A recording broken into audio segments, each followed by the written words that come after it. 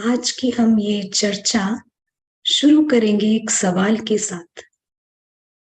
सवाल ये है कि क्या हम इस संसार में रहते हुए, अपना कर्म करते हुए, यानी कि अपनी पढ़ाई करते हुए, जॉब करते हुए, गृहस्थ में रहते हुए, क्या हम दुखों से और बंधनों से मुक्त रह सकते हैं? तो आज के इस सत्र में हम इस सवाल का उत्तर निकालेंगे।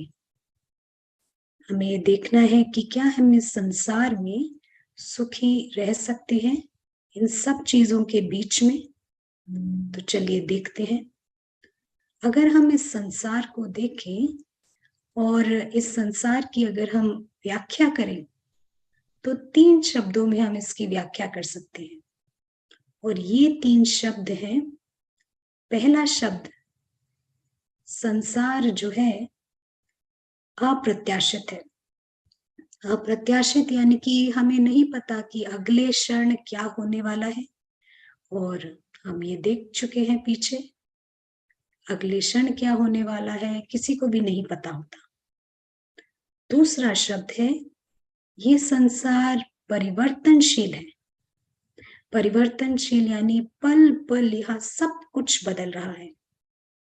पल पल इसका हम अंदाजा लगा सकते हैं जब हम ये देखते हैं कि ये संसार यानी ये सृष्टि का गोला 30 किलोमीटर पर सेकंड की रफ्तार से घूम रहा है। इतनी फास्ट, इतना तेज। और तीसरा एक शब्द जो इस संसार की व्याख्या करता है वो है अंत। यहाँ हर चीज का अंत है।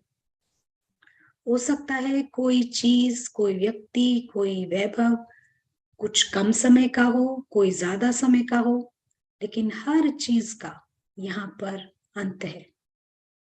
और जैसे इस संसार की व्याख्या हमने 3 शब्दों में करी, ऐसे ही इस संसार में आने वाली हर चीज के ऊपर ये व्याख्या लागू होती है। तो उदाहरण के तौर पर हम एक शब्द लेते हैं, एक चीज लेते हैं, और एक बादल। मान लीजिए कि हमारी खिड़की के बाहर एक बादल है। ये बादल भी अप्रत्याशित है और परिवर्तनशील है और इसका भी अंत होता है। तो लेकिन अगर मैं ये लगाव लगा लूं या एक छोटी सी इच्छा व्यक्त कर लूं कि ये यहाँ पर बहुत ही अच्छा लग रहा है और ये ना बदले, क्या ऐसा हो सकता है? नहीं, क्योंकि ये नियम नहीं है। ये बदलेगा, ये परिवर्तन होगा, अंत भी होगा। लेकिन अगर मैं जरा सी भी इच्छा रख लूं कि ये यहाँ से ना जाए, ना बदले, तो क्या होगा? मुझे दुख प्राप्त होगा। लेकिन अगर मैं कोई लगाव नहीं रखती हूं तो क्या होता है? बादल है, मुझे वो अच्छा लग रहा है। अब बादल नहीं है, प्रकाश आता है, प्रकाश भी पसंद है। बारिश है, उसका भी आनंद लिया जा सकता है। रात को सितारे आते हैं तो वो भी मुझे आनंद देते हैं। लेकिन लगाव लगाने से, एक छोटी सी इच्छा रखने से कि ये ना बदले, ये दुखों का कारण बन जाता है। क्या हम इस संसार में बिना लगाव लगाए अपना कर्म करते, सबके साथ व्यवहार करते, स्नेह पूर्वक रहते हुए, क्या हम दुखों से और बंधनों से मुक्त होकर सुखी रह सकते हैं? सोचने की बात है। एक और उदाहरण देते हैं। हमें ये उदाहरण बहुत ही पसंद है। भारत में रेल यात्राएं बहुत मशहूर हैं, लंबी लंबी रेल यात्राएं। और सभी ने कभी ना कभी जरूर की होगी, जैसे कि दिल्ली से तमिलनाडु तक या कर्नाटक तक। तो 2 ढाई 3 दिन जरूर लगते हैं। और क्या होता है इन यात्राओं में कि बहुत से लोग अलग अलग प्रांत से, बैकग्राउंड से एक ही कंपार्टमेंट में आते हैं और बहुत ही जल्दी सभी घुल मिल जाते हैं, बातें करते हैं। और कई बार अपने मन की बातें भी हम शेयर करते हैं। और अगर वो व्यक्ति थोड़े समय स्टेशन पर उतरकर कुछ लेने जाना चाहता हो, तो आप खुश हैं उसका सामान देखने के लिए भी। दूसरे दिन आप और फ्रेंडली होते हैं और ये यात्रा आप खूब एन्जॉय करते हैं। अगर छोटे बच्चे हों, तो वो भी उनके साथ बहुत घुल-मिल जाते हैं और कहते हैं कि हम इन आंटी अंकल से कहानी सुनेंगे आज। तो ये रेल यात्रा बहुत ही मज़े से गुज़ारते हैं, खाना भी शेयर करते हैं और जब आपको पता है कि मंज़िल आने वाली है, तो क्या करते हैं आप लोग? आप लोग अपना एड्रेस भी शेयर करते हैं, फ़ोन नंबर शेयर करते हैं कि आप कहते हैं कि हमारे यहाँ आइएगा, हमें बहुत खुशी होगी। और वो भी ऐसा ही कहते हैं कि आप भी ज़रूर हमारे यहाँ आइएगा, हम आपको सबसे मिलाएँगे और बहुत खुशी होगी हमें भी। लेकिन जब मंज़िल आती है, आप अपने रास्ते चले जाते हैं, वे अपने रास्ते और शायद आपने कभी भी उनको फ़ोन भी ना किया हो, मिले भी ना हों। तो ये कैसे होता है कि 3 दिन आप इतना घुल-मिल जाते हैं, लेकिन आपको ज़रा भी दुःख नहीं होता है बिछड़ते हुए? आप कभी दुखी नहीं होते हैं, रोते नहीं हैं?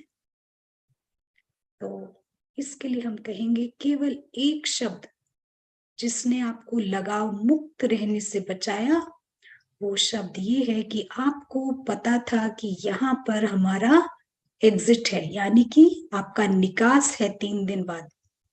3 दिन तक आप यहाँ पर हैं, उसके बाद आप सभी का यहाँ से प्रस्थान है। तो केवल एक स्मृति कि यहाँ पर हम केवल 3 दिन के मेहमान हैं, तो इस स्मृति ने आपको दुखी होने से बचाया। लेकिन आपने वो रेल यात्रा का बहुत आनंद लिया अपने साथियों के साथ। और कई बार ऐसा होता है कि हम जहाँ जा रहे हैं, वहाँ का भी हमें इतना याद नहीं रहता जितना कि ये रेल यात्रा याद रहती है। केवल एक शब्द कि हम यहाँ पर मेहमान हैं 3 दिन के लिए, इसने आपको लगाव रखने से बचाया। तो क्या फ़र्क पड़ता है कि चाहे हम 3 दिन के हों, चाहे 10 दिन के हों, 10 साल के हों या 100 साल के हों, अगर हमारा प्रस्थान है, तो हम यहाँ पर मेहमान हैं। तो हमारा एग्ज़िट है, तो हम यहाँ पर मेहमान हैं, तो इस सृष्टि पर भी हम मेहमान हैं। अगर हम अपने आप को मेहमान नहीं समझ रहे हैं, तो सच मायने में हम खुद को भ्रमित कर रहे हैं। हम सभी इस सृष्टि पर मेहमान हैं और हम देखते हैं मेहमान की मानसिकता कैसी होती है। मेहमान जो होता है, वो बिल्कुल सुरक्षित फ़ील करता है। क्यों? क्योंकि उसे पता है वो यहाँ कुछ भी अपना नहीं सकता है और वो कुछ भी खो नहीं सकता है। यहाँ से वो एक अणु भी नहीं लेके जा सकता है। तो ये मेहमान की मानसिकता होती है, उसे हमेशा पता रहता है कि उसकी एक गारंटीड प्रस्थान है यहाँ से। तो ये भीतर से एक बहुत ही सुरक्षा की फीलिंग लेकर आता है, उसको कुछ भी खोने को नहीं है। दूसरी बात, ये चीज़ उसे लगाव मुक्त रखती है, लेकिन वो अपना व्यवहार करता है, ज़िम्मेदारियाँ निभाता है और स्नेह से भी रहता है।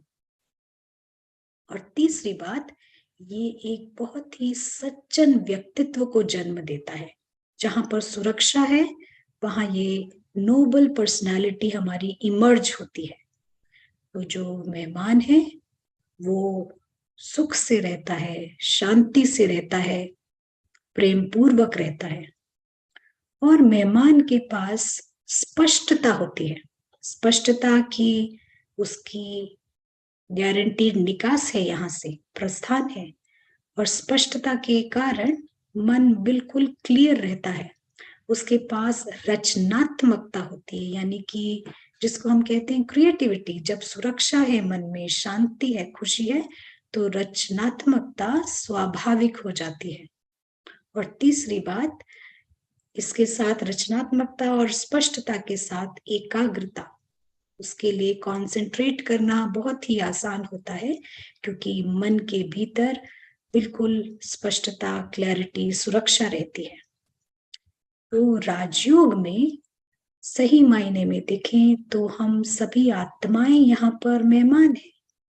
मेहमान वो होता है जो यहाँ से ना कुछ लेके जा सकता है और ना यहाँ कुछ अपना सकता है, एक अणु भी नहीं, एक एटम भी नहीं।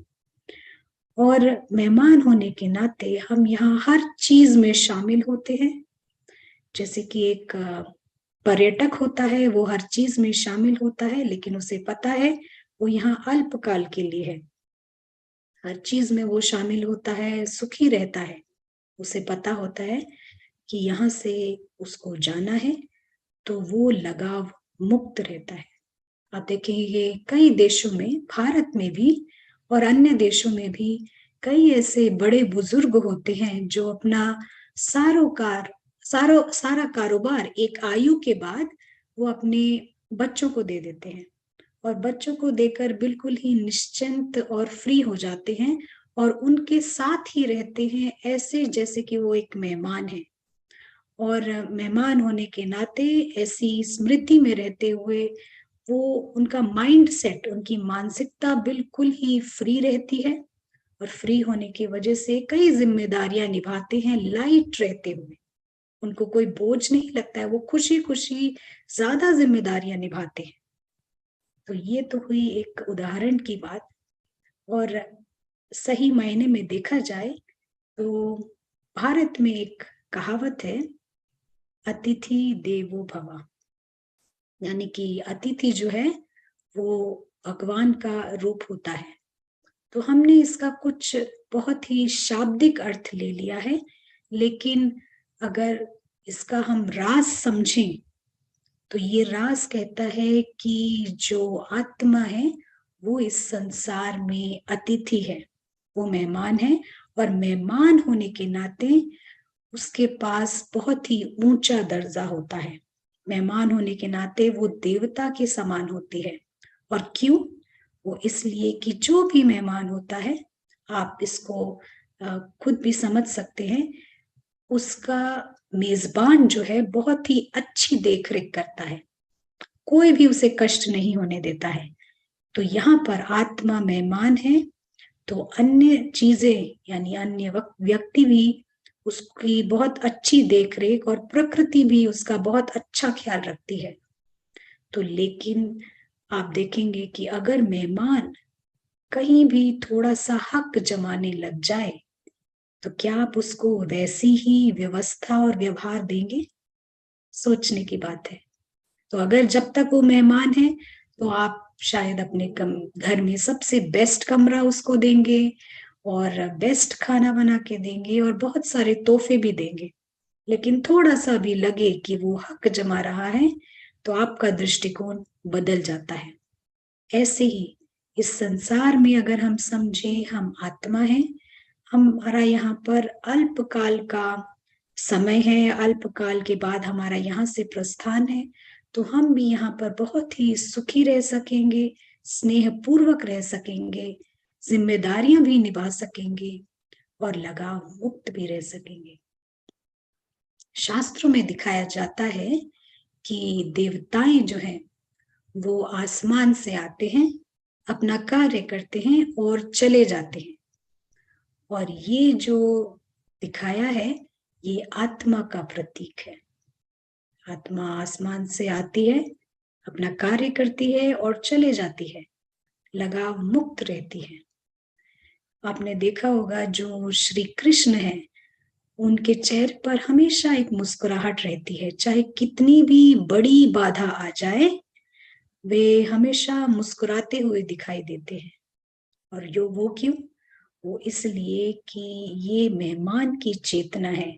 मेहमान की जो ऊर्जा होती है वो सकारात्मक होती है, अलग रहती है।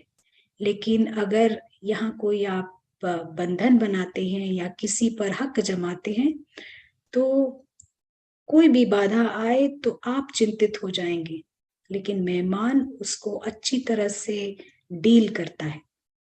तो ये हमारे शास्त्रों में भी दिखाया है और हम भी देखते हैं कि देवताएं की मूर्तियां जो होती हैं हमेशा भीनी मुस्कुराहट में दिखाई जाती है। तो राजयोग में हम इसका अध्ययन करते हैं, हम इस मेहमान चेतना की प्रैक्टिस भी करते हैं। तो अगर हम अपने आप को कुछ समय भी मेहमान समझें और ये समझें कि हाँ जो कुछ भी है वो हमारे इस्तेमाल के लिए है, यूज के लिए है, हमारे संबंध संपर्क भी है, लेकिन यहाँ ना कोई व्यक्ति हमारा है ना कोई वस्तु हमारी है। तो उन कुछ क्षणों में जब हम अपने आप को मेहमान समझते हैं, चाहे वो 1 मिनट हो, 2 मिनट हो या कुछ सेकंड्स हो, ये वो स्थिति होती है जब हम बिल्कुल ही इच्छा मुक्त होते हैं उन क्षणों में, और बिल्कुल विकारों से मुक्त होते हैं, बंधनों से मुक्त होते हैं। और वो कुछ क्षण की स्थिति हमारे भीतर की जो शक्तियां हैं, हमारी समझ है और हमारे जो गुण हैं उनको उजागर करती है, उनका विकास करती है। तो आप भी इस प्रयोग को जरूर करके देखें कि हम यहाँ मेहमान हैं, तो देखिए कैसी एक बंधन मुक्त फीलिंग आती है। और ये बंधन मुक्त फीलिंग हमारे को कई समय तक हमारे साथ रहती है और हमारे व्यवहार में, कार्य में हम इसको देख सकते हैं कि कितनी सहजता से हम सब कुछ कर पाते हैं। तो चलिए देखते हैं कि राजयोग में भगवान क्या कहते हैं इस मेहमान के बारे में। बहुत ही इंटरेस्टिंग पैराग्राफ भगवान का है और इसको हम थोड़ा ध्यान से सुनेंगे कि क्या कहते हैं भगवान मेहमान के बारे में। और ये हम इसको मुरली कहते हैं, मुरली यानी भगवान के महावाक्य। और वे कहते हैं, 2 बातें ध्यान में रही, एक तो मैं आत्मा महान आत्मा हूं, दूसरा मैं आत्मा इस पुरानी सृष्टि और इस शरीर में मेहमान हूं। तो दोनों चीजें, इस सृष्टि में भी मेहमान है और इस शरीर में भी हम मेहमान हैं। तो महान और मेहमान, इन दोनों स्मृति में रहने से यानी अवेयरनेस में रहने से स्वतः और सहज ही जो भी कमजोरियां, आपकी वीकनेस व लगाव यानी लगाव के कारण उपराम स्थिति न रहे, आकर्षण में आ जाते हैं, वह आकर्षण समाप्त हो उपराम हो जाएंगे, यानी परे हो जाएंगे इन चीजों से, लेकिन इनमें शामिल रहेंगे, जिम्मेदारियां संभालेंगे, स्नेहपूर्वक भी रहेंगे।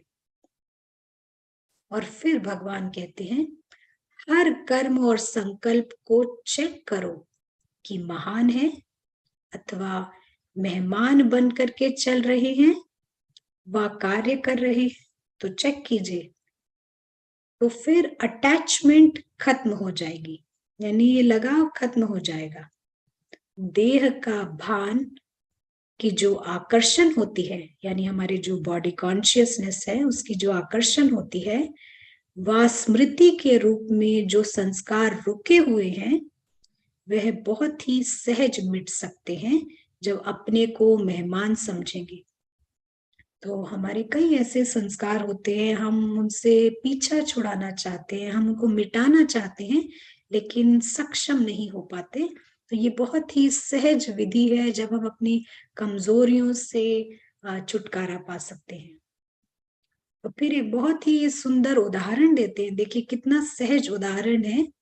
भगवान कहते हैं, कोई आपका मकान है, आप उसको कारणे अकारणे बेच देते हो, बेच दिया तो फिर अपनापन चला गया, फिर भल उसी स्थान पर रहते भी तो भी आप मेहमान समझ कर रहेंगे। देखिए आपने घर बेच दिया और फिर उस घर में रह रहे हैं तो मेहमान समझ कर रहेंगे।